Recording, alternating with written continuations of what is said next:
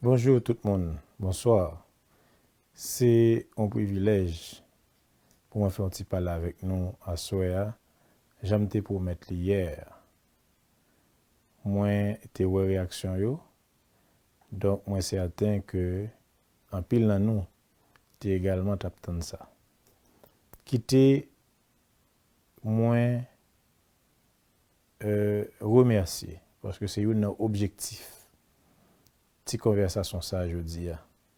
Quitter, moi, remercier toutes les amis internautes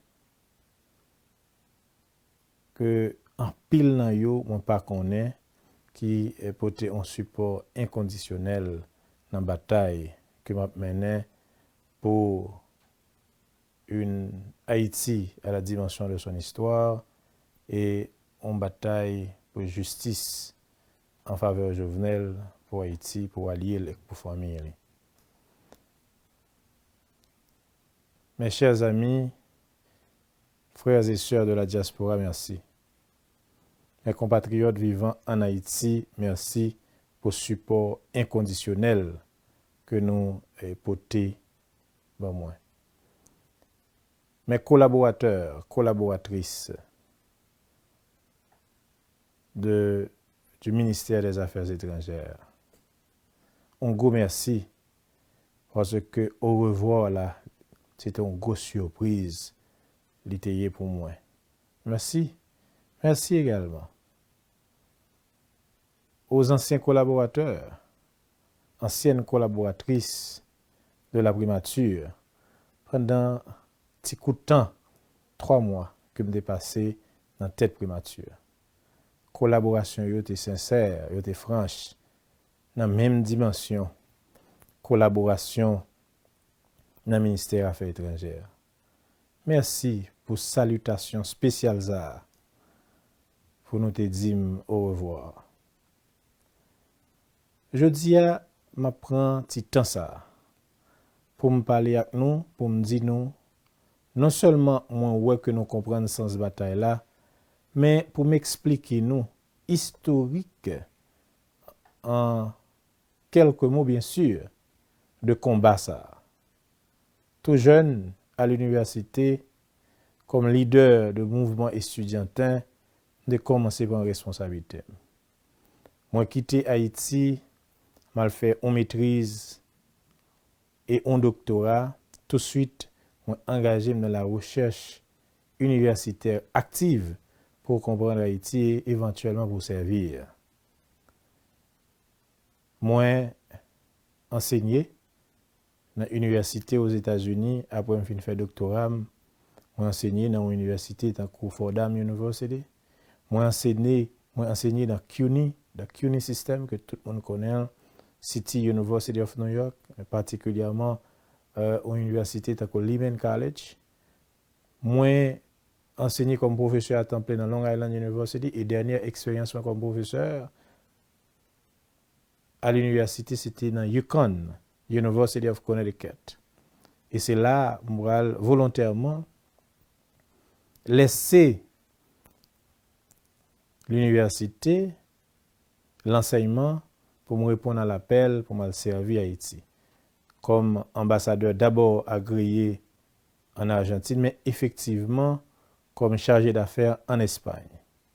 Et en Espagne, l'Université d'État d'Haïti peut témoigner de travail que ont été réalisé dans matière collaboration dans domaine alors coopération universitaire permettre que des étudiants haïtiens aillent étudier en Espagne, permettre que gagner une collaboration, nous sommes capables de dire une coopération universitaire qui est très active. Et c'est là en Espagne on va attirer attention président de la République là qui un bon matin m'a appelé pour moi une al servi Haïti, ce que j'ai accepté volontiers. Al servi comme ministre des Affaires étrangères. Arrivé à la tête de la chancellerie haïtienne, à partir de instructions président, j'ai décidé de travailler à la modernisation de la diplomatie haïtienne. moi commencer travail à rajeunir d'abord cette diplomatie sans entrer dans un conflit intergénérationnel, mais c'était en fait. Et diplomatie altechita sur la croyance dans la jeunesse comme salut pour Haïti. Et c'est effectivement dans ce sens nous permettre à de jeunes cadres du ministère, mais particulièrement dans les services centraux, de laisser Haïti, c'est-à-dire que transférer des services centraux pour aller servir le pays ailleurs, dans les services externes. Il y a au nombre d'environ 40. C'est un événement inédit dans les annales de la diplomatie haïtienne que un nombre si significatif de jeunes cadres quittent le ministère pour y aller dans la diplomatie à l'étranger, ailleurs, à l'étranger, pour y aller servir, dans les services externes. Ils n'ont pas été parrainés par un quelconque politicien, un sénateur, un député. Ils ont été choisis sur une base concours méritoire qui permettent que, sous plusieurs autres, c'est eux qui choisissent. Ce que je vais dire à ces jeunes qui me regardent maintenant, soyez fiers de vous-même. Parce que tout simplement, vous n'avez pas été parrainé par un député, un sénateur, un politicien quelconque. Vous avez combattu le bon combat. Vous avez été choisi sur une base méritocratique ou méritoire. Vous n'avez de redevance envers personne. Soyez fiers et je suis fier de vous, chers cadres du ministère des Affaires étrangères, qui sont présentement dans les services externes. Et témoignages arrivés, joignez-moi. Chef de poste, chef mission, yo fait un pile éloge de capacité. Non. Et ça fait me fier, puisque moi permettre que et collaborateurs dans le ministère là avec moi permettre que nous réaliser exploit ça qui était marqué à jamais dans l'histoire diplomatie haïtienne. Un autre aspect important dans la modernisation diplomatie haïtienne, c'était une diplomatie d'action axée sur la défense des intérêts supérieurs de la nation et également le respect d'Haïti sur la scène internationale. Évidemment, nous connaissons mes positions publiques chaque fois que gagnent des amis Haïti qui gagnent un regard condescendant sur Haïtiens et sur le pays. Donc, engagement dans la diplomatie, engagement pour le respect, par exemple, du mandat constitutionnel d'un président, tout le monde te connaît comment ta bataille. Président de la République là, pendant que le ministre des Affaires étrangères fait appel à moi pour me combler un vide. Étant donné que le PM d'alors a démissionné pour convenance personnelle, le président relève pour moi accompagner pour devenir premier ministre ad intérim. Ce que encore j'ai accepté volontiers. Pendant 3 mois, bon côté président, mon été soudé et comprendre sens combat.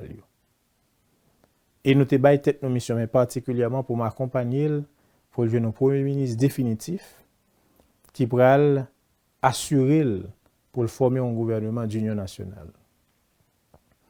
Effectivement,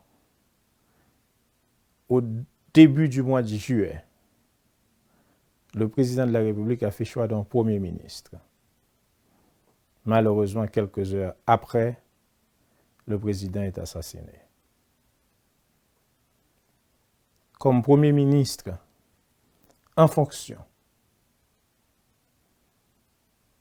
moi, exercer un leadership que en pile monde dans la société et presque de façon unanime applaudi dans les 62 heures qui suivent l'assassinat tragique du président de la République.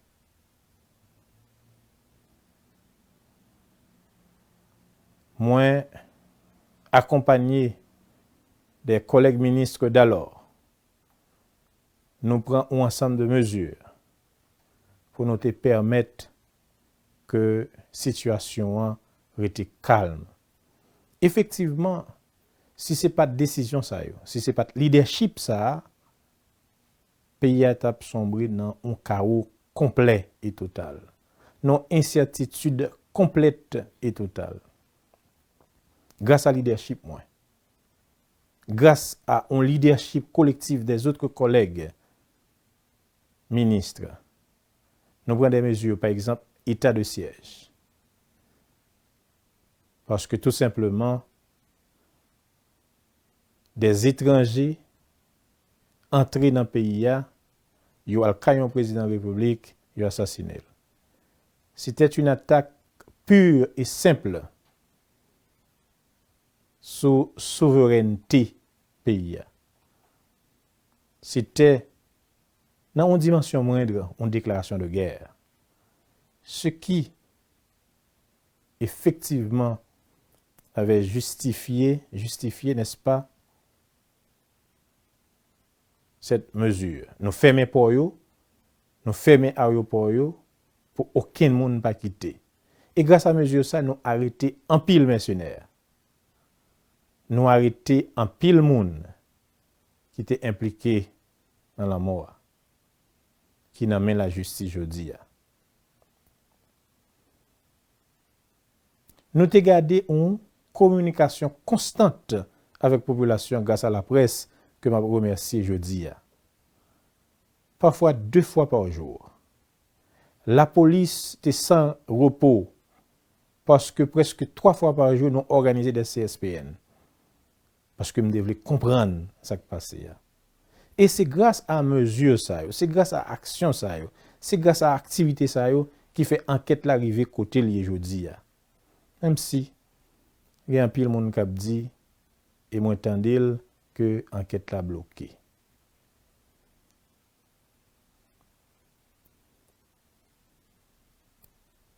Donc mesures ça te permettent que nous te baillons des résultats concrets. Comme nous connaissons, et malheureusement, des secteurs ou bien des politiciens traditionnels de différents partis politiques pour faire coalition contre moi. Et bizarrement, ils vont faire une coalition contre moi. Malheureusement, bon côté anciens amis président de la République là, et de l'autre camp en face, pour dire par exemple, nous ne va pas l'élection avec Claude Joseph. On me comprendre ça. On te comprendre ça parce que, comme un pile monde dit, moi pas dans l'écosystème. Maintenant, ce qui est important, pour moi-même, c'était ce combat pour la justice. Moi, cédé place là volontairement avec le Premier ministre Ariel, qui c'était effectivement la dernière volonté du président Jovenel Moïse. Et de regagner poste comme ministre des Affaires étrangères. Et de là, bataille pour question de justice, engagement pour question de justice, ça a continué. Moi, pour activer toute la diplomatie haïtienne vers une coopération internationale pour nous jouer une justice pour le président Jovenel Moïse. Parce que tout simplement, crime là a une dimension transnationale. Et étant donné que le crime a une dimension transnationale, c'est coopération internationale qui va permettre que nous adresser la situation. C'est comme ça, moi adresser une lettre à l'Organisation des Nations Unies pour les aider dans l'enquête là. Bon, par contre, ça va le passer après, mais moi-même, je fais travailler ça. Ensuite, on vient de la position du secrétaire général de l'OEA, qui lui-même garantit que la permettre que accompagner Haïti pour le président Jovenel Moïse joindre justice.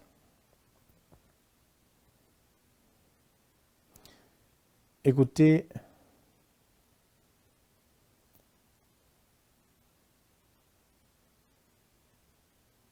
j'ai eu beaucoup d'affection pour le président Jovenel Moïse. Le temps passé à ses côtés m'a permis de comprendre le sens de son combat. Cependant, mon combat pour l'aboutissement de l'enquête sur son assassinat est une question de principe et de respect. Parce que personne n'a le droit de porter atteinte à la vie d'un homme ou une femme pour un président de la République. Et c'est ce principe ça qui guidait l'engagement pour me joindre justice pour le président Jovenel Moïse. Mes actions, par exemple. L'arrestation de Palacios à la Jamaïque. Moi déplacé pour me rencontrer avec la ministre des Affaires étrangères de la Jamaïque. Nous échanger en pile documents pour le transfert de Palacios en Haïti pour le faire face à la justice. Moi rencontré avec la ministre des Affaires étrangères et également la vice-présidente de la Colombie sur cette même question. Et je dis à m'a dit nous, pour la première fois que quand j'étais, et récemment alors, moi obtenu de la vice-présidente de la Colombie que je pas demandé la Jamaïque pour transférer Palacios en Colombie. Maintenant, il revient à l'État haïtien d'assurer le suivi nécessaire pour le transfert de Palacios en Haïti. Comme moi-même, j'ai été engagé pour me déjeuner ça. C'est la même chose pour l'arrestation de Samir Andal et pour la famille, pour les gens, pour les amis de Samir Andal. Je ne connais pas le monsieur. Je ne connais pas monsieur Andal. Encore sur une question de justice. L'arrestation de Samir Andal en Turquie, c'est tout simplement parce que le mandat d'amener, il y a une notice rouge de l'Interpol que moi été jeune attend de la DCPJ et m'effectuer les contacts nécessaires pour l'être capable d'arrêter en Turquie. Maintenant, nous-mêmes, moi-même particulièrement, l'MT dans le ministère là, moi j'ai fait toute démarche normale pour nous jouer une extradition Samir Andal. Nous avons échéance pour nous jouer une extradition et moi souhaiter que le gouvernement en place ça et à continuer et travail que nous avons fait pour arriver à joindre Palacios et je suis désolé pour arriver à joindre Samir Andal en Haïti pour seulement lui répondre à la question de la justice. S'il est innocent, eh bien, il y a la gueule.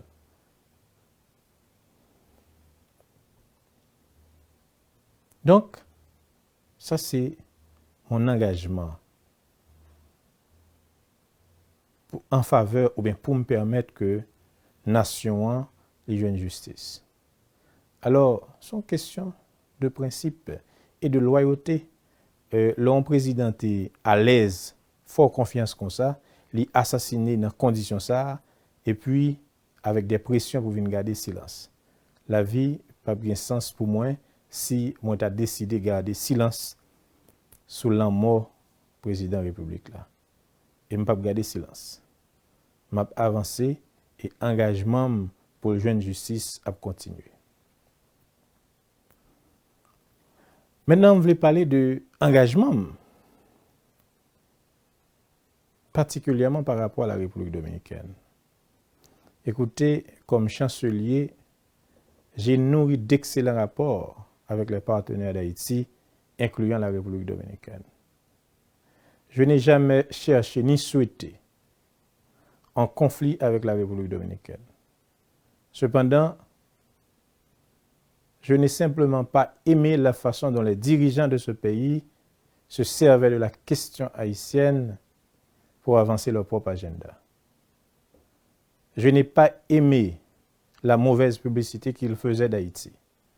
Je n'ai pas aimé le mépris qu'ils affichaient à l'égard d'Haïti et des Haïtiens. Je n'ai pas aimé que des voisins dont l'intention ne sont pas toujours les meilleures s'ériger en porte-parole de la première république noire du monde. En tant que chancelier, il fallait mettre les choses au clair. Parce que pour moi, l'honneur d'Haïti passe avant tout. Je le referais si j'avais à le faire. Et c'est dans le même cadre, combat ça, que j'ai écrit au Premier ministre pour me suggérer, pour continuer avec les travaux sur la rivière Massacre. Écoutez,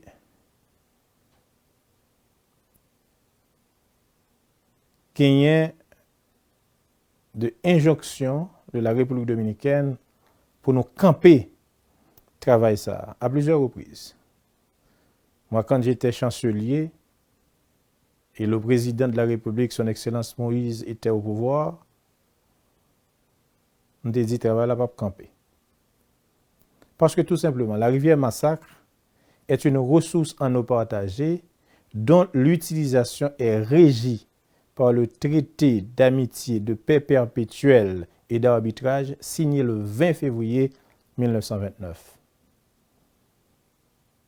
Ce traité voulait que l'utilisation de cette ressource en eau partagée soit juste et équitable. La République dominicaine fait 11 prises sur rivière-là. Nous-mêmes, c'est première prise qu'on a fait sur rivière-là. Et prise ça, qui c'est un canal d'irrigation, la permettre que nous irriguer 3000 hectares de terre dans la bas plaine de Maribou et Maribaou que paysans yo accueillis avec un pile enthousiasme parce que la permettre que yo réduit dépendance par rapport à la République dominicaine dans sa gain pour avec production agricole. La permettre que augmenter production agricole dans la zone là. Prétexte là, c'est que ultranationalistes dominicains ont dit que c'est une rivière exclusivement dominicaine. C'est faux. Si c'est vrai que rivière Massacre là, il prend naissance en République dominicaine, mais il faut nous dire le grand affluent c'est de rivière et Haïti qui nous est capable de dire qui baille en pile. J'arrête de soulever Moussa comme ça avec rivière là. Donc c'est son rivière qui était capable de serpenter la République dominicaine et Haïti. Il est entré, il sorti. Travail qu'on a fait, la fête sous partie haïtienne. Il n'est pas fait sous partie dominicaine. Et l'autre malentendu qui alimenté par les ultranationalistes dominicains voulait faire croire que l'utilisation canal ça l'a réduit considérablement le débit de la rivière ou bien l'accès aux eaux de la rivière. Et ça, c'est archi faux. Parce que le travail pas nous en a fait sur rivière là, il nécessitait tout simplement 1,3 mètres cubes d'eau par seconde qui équivaut à 20,33% de débit moyen annuel rivière là. Et même si nous arrivons à 3 mètres cubes d'eau par seconde, qui équivaut à 40,65% de débit moyen fleuve là, il tape encore inférieur à sa République dominicaine prend ce rivière là. Il faut m'ajouter que 70% terre agricole en République dominicaine qui est arrosée par rivière là, et en amont canal là. Tout ceci pour me dire nous que explication que y a bayo pour faire injonction à Haïti pour camper rivière là, c'est faux. Donc le gouvernement haïtien n'a pas à suspendre ou bien camper un travail sous territoire, sous injonction d'un pays voisin. Donc c'était ma position sur la question. Et jeune, il est moins jeune qu'à côté de la jeudi. Ça que m'ka dit nous, les n'a servi l'État, ayez toujours le courage de vos convictions. Ne cédez pas aux pressions, aux petits avantages, aux petits privilèges. Sachez qu'il faut mettre Haïti avant tout et l'honneur du pays passe avant tout. Moi souhaiter en quelques mots moi expliquer sens engagement. Écoutez, moi comme ministre des Affaires étrangères, ancien ministre des Affaires étrangères, je dois vous dire que je pars avec le cœur léger et le sentiment du devoir accompli. Aujourd'hui, j'ai retrouvé ma liberté de pensée et d'action pour pouvoir réfléchir sur Haïti et dire clairement ce que je souhaite pour mon pays. N'étant plus lié par un quelconque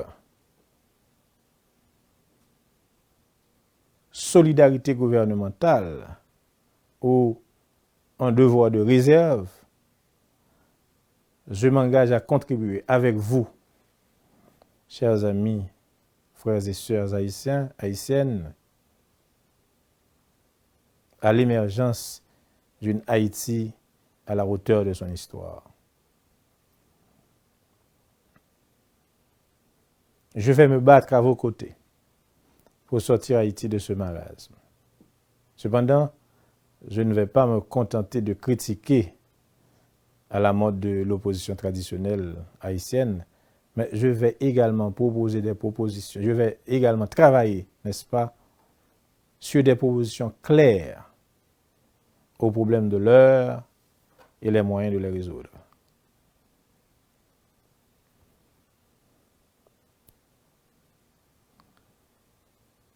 Je dis à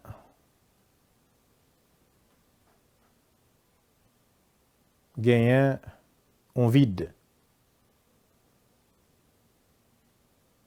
Gagner un vide parce que en pile parti qui était dans l'opposition, ou bien plus fort, rejoindre le pouvoir. Donc, un vide parce que la démocratie, du moins un élément essentiel de la démocratie, c'est l'opposition. Et c'est pourquoi je m'engage avec vous à combler ce vide. Pas pour faire échec à un pouvoir ou à un gouvernement, mais pour aider le pays, pour aider les jeunes, pour sortir le pays de cette impasse que le trouvait depuis bien longtemps. Connaît pas facile. Mais ça nous tous connaît. Pendant 20 mois, nous passons ensemble, nous avons regardé qu'a fonctionné, nous connaissons petit Claude Papechay. On nous travaille ensemble pour nous faire respecter Haïti. On nous travaille ensemble pour nous donner une justice pour le président Jovenel Moïse. Parce que c'est symbole pays que vous assassiné. On nous travaille ensemble parce que moi, je crois que nous avons fait